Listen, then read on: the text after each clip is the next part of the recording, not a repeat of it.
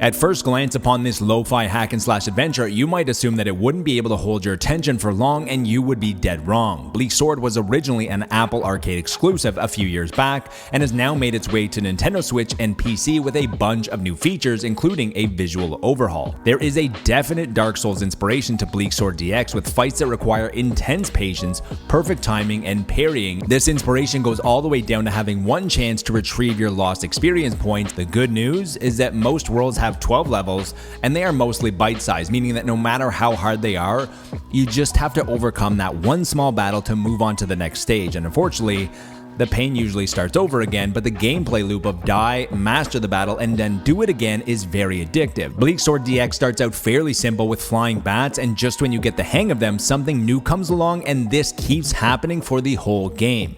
Even when you think you're doing well, the variables in this game are wild, with the combinations of enemies to the diorama layouts of the environmental effects that can play a large part in each battle, from strong winds that move you, snow that makes your vision harder, and terrain that makes evading much more difficult. When you combine the sheer amount of enemy types, the different theme levels, and the environmental effects, Bleak Sword never feels repetitive. I never played the original on Apple Arcade, but one of the major changes was the enhanced AI, which feels accurate as enemies seemed to know when I had the upper hand and backed away into self-preservation mode, and this led me to chase them around the map, draining my stamina and often finding myself in a bad situation. A great feature of Bleak Sword DX is that some enemies have friendly fire, but what would have been really great is if all the enemies had this feature, and this would have allowed for a different playstyle to flourish if you were able to attempt beating the game with a passive style by luring enemies to hit each other. There is one visual cue that indicates when you're out of stamina by showing an X below your character's feet, but on some levels such as the swamp and the winter areas, this becomes impossible to see.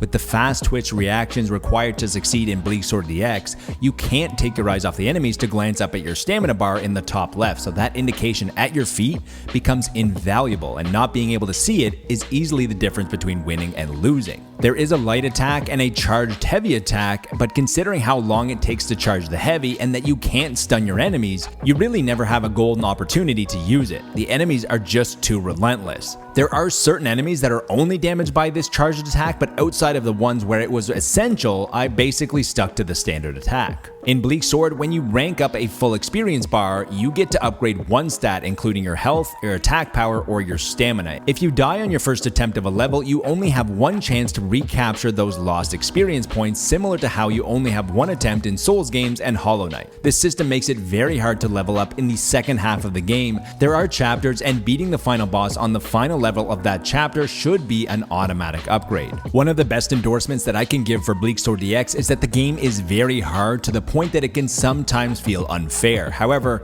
even after stepping away, there was always this pull to return to the game for just one more attempt.